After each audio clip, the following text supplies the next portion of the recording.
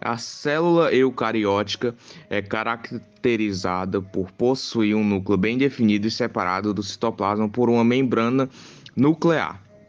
Essa célula também tem organelas membranosas, especializadas que desempenham funções específicas. As células eucarióticas são encontradas em organismos multicelulares, como animais, plantas e fungos.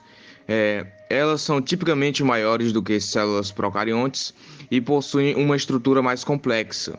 É, as características é que elas possuem um núcleo e material genético em cromossomos, possui organelas membranosas como mitocôndria, cloroplastos, complexo de Golgi e retículo endoplasmático.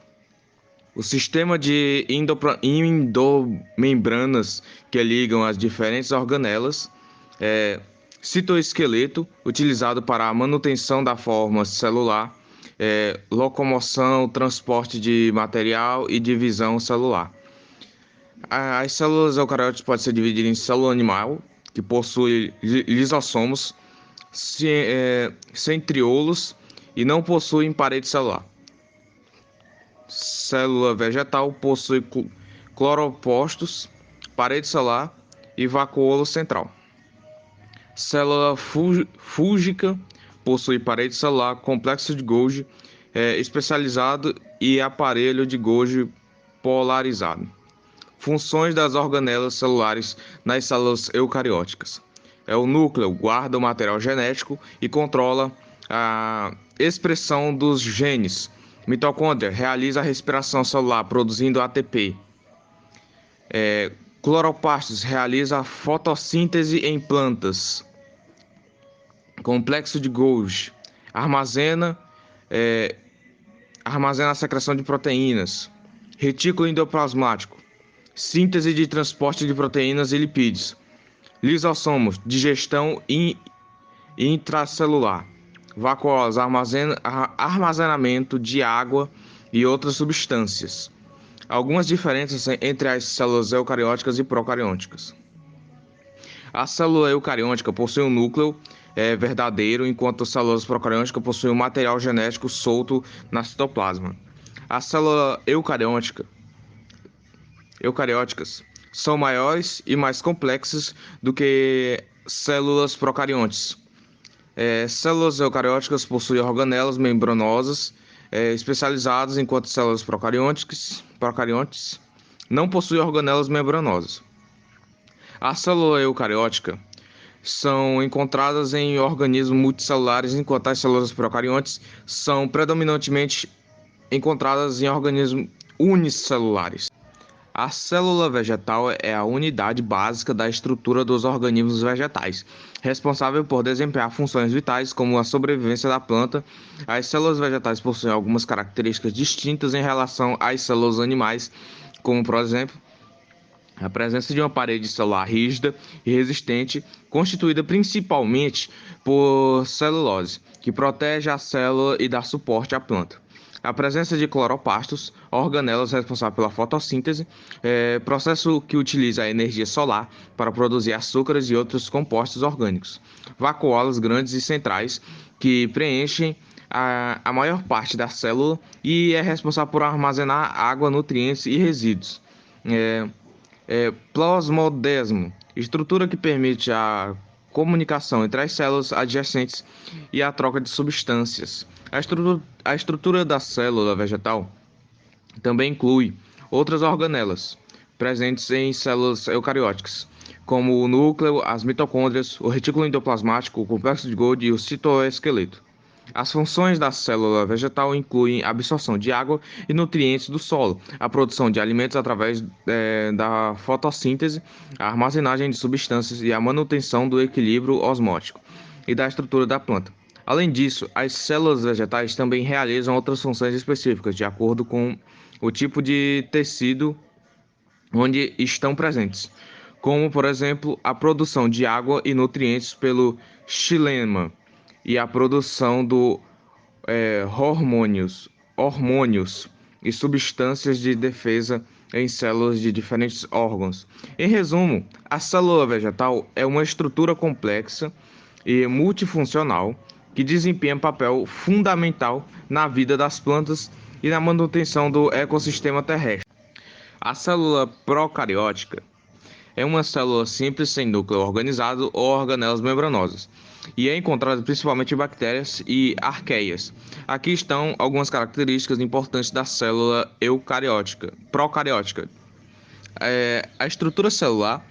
A célula é geralmente pequena, variando de 0,2 a 2 micrômetros de diâmetro. A célula geralmente tem uma forma de esfera, haste ou espiral. A célula é coberta por uma parede celular rígida composta de peptidoglicano. Alguns tipos de células podem ter uma cápsula, uma camada de açúcares ou proteínas que reveste a parede da célula. O material genético. O material genético na célula é encontrado em uma única molécula de DNA circular.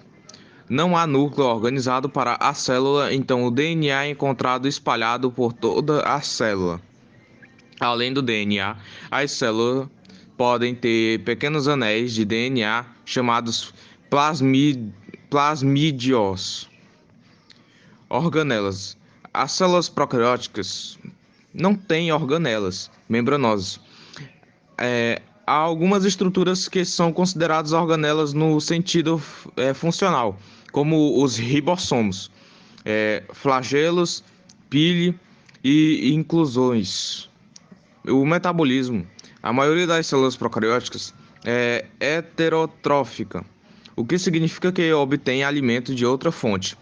Algumas células procarióticas são autotróficas, o que significa que são capazes de produzir seu próprio alimento a partir da energia do sol, química ou outros compostos. A reprodução. As células procarióticas geralmente se reproduzem por fissão binária, que é a divisão de uma célula em duas partes iguais.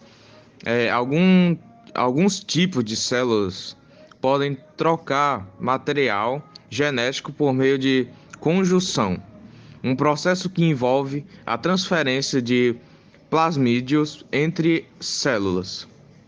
A célula procariótica é uma célula simples, mas é extremamente importante na biologia e na medicina. Muitas bactérias e arqueias são benéficas para a nossa saúde, enquanto outras podem causar doenças. Entender como as células procarióticas funcionam é essencial para o desenvolvimento, tratamento e prevenir infecções. A membrana plasmática é uma estrutura presente em todas as células que delimita o interior da célula do meio externo. Ela é formada por uma bicamada lipídica, ou seja, duas camadas de moléculas lipídicas que se organizam de tal forma que suas cabeças polares ficam para fora e suas caudas apolares ficam voltadas para dentro. Entre as moléculas lipídicas da bicamada há proteínas inseridas que podem ser integrais, atravessando a bicamada ou periféricas, localizadas na superfície interna ou externa da bicamada. Essa proteína tem diversas funções, como a de o transporte de substâncias, o reconhecimento de outras células, receptores para hormônios, e a membrana plasmática também pode ter glicolipídios e glicoproteínas, que são moléculas de açúcar ligadas a lipídios e proteínas, respectivamente. Essas moléculas são importantes para a identificação das células por outras células do organismo e para a manutenção e estabilidade da membrana. Além disso, a membrana plasmática pode apresentar microvilosidades, que são projeções da superfície das células que aumentam sua área de absorção, e cílios e flagelos, estruturas que permitem o movimento da célula. A membrana plasmática é fundamental para a sobrevivência das células, pois regula a entrada e a saída de substâncias da célula e mantém sua integridade. Ela também é responsável pela comunicação entre as células, permitindo a interação e coordenação das funções celulares. A osmose é um processo de difusão de moléculas através de uma membrana semipermeável. Essa membrana permite a passagem de água, solutos pequenos, enquanto impede a passagem de moléculas maiores e íons. O processo ocorre naturalmente para igualar as concentrações de outras substâncias, conhecidas como soluto, em ambos os lados da membrana. A osmose é um processo importante nas células vivas, onde as células absorvem água e nutrientes do ambiente através da membrana celular. Além disso, a osmose também é usada em processos químicos industriais, como a dessalinização da água do mar e na produção de papel. A osmose pode ocorrer em três diferentes cenários: em uma solução hipotônica,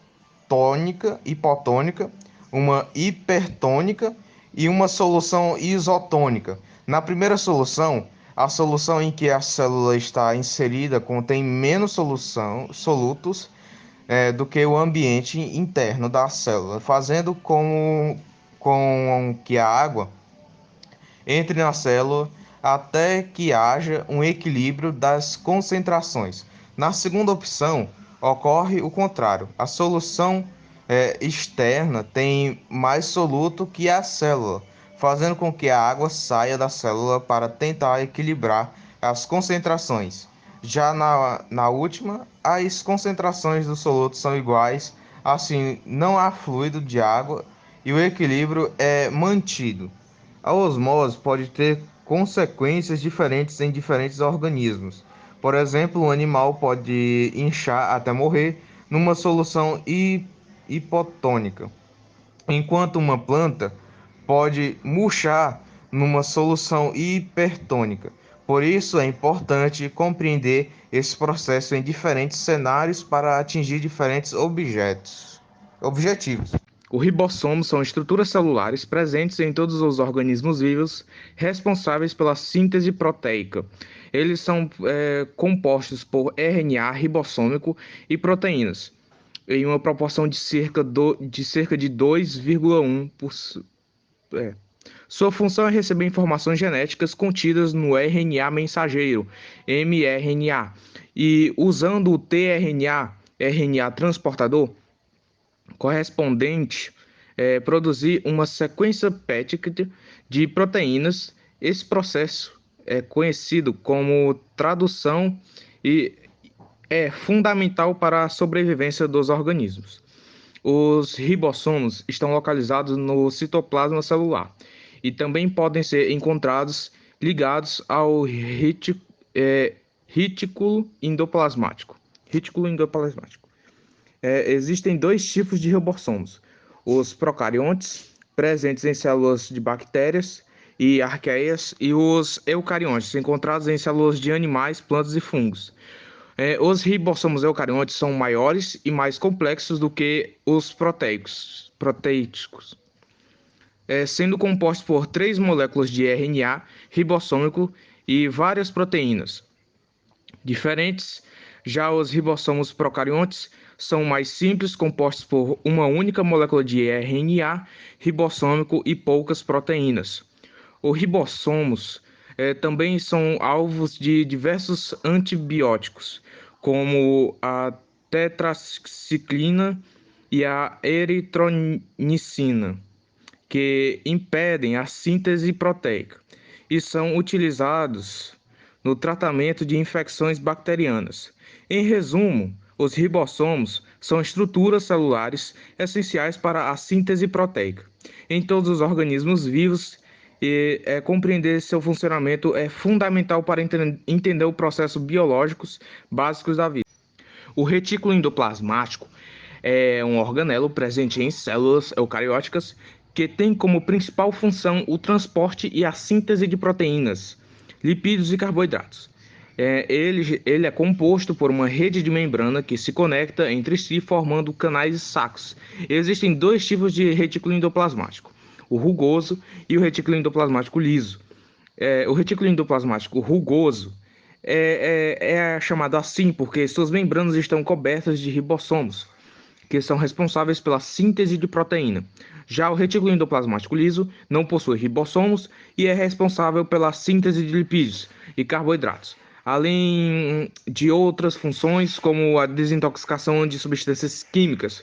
O retículo endoplasmático é fundamental para homeostase da célula, uma vez que é responsável pela manutenção da integridade das membranas celulares, pelo armazenamento de cálcio, pela regulação do metabolismo intermediário e pela resposta a estresses celulares. Algumas doenças estão associadas a alterações no retículo endoplasmático. Por exemplo, a esclerose lateral amitoférica. Ela é uma doença neurodegenerativa em um acúmulo de proteínas anormais no retículo endoplasmático, levando à sua disfunção e à degeneração de neurônios motores. Além disso, a doença da urina do xarope de bordo é uma doença genética rara que afeta o metabolismo de aminoácidos de cadeia ramífica, resultando em um acúmulo de metabólicos que podem causar danos celulares, especialmente no retículo endoplasmático. Em resumo, o retículo endoplasmático é um organelo importante para diversas funções celulares e sua disfunção pode levar a doenças graves. Os lisossomos são organelas encontradas em células eucarióticas que contêm enzimas digestivas capazes de quebrar diferentes moléculas, incluindo proteínas, carboidratos, lipídios, ácidos nucleicos e bactérias. Isso os torna importantes para a digestão intracelular, reciclagem e eliminação de resíduos.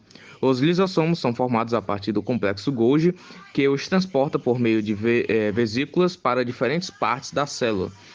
Eles têm uma membrana lipídica que protege as enzimas dentro deles, impedindo que sejam liberadas no citosol, o fluido dentro da célula. As enzimas lisossômicas são chamadas hidroxéis ácidas porque trabalham melhor em ambientes ácidos, com pH de 4,5. Isso é mantido pela adicional de prótons na luz do lisossomo.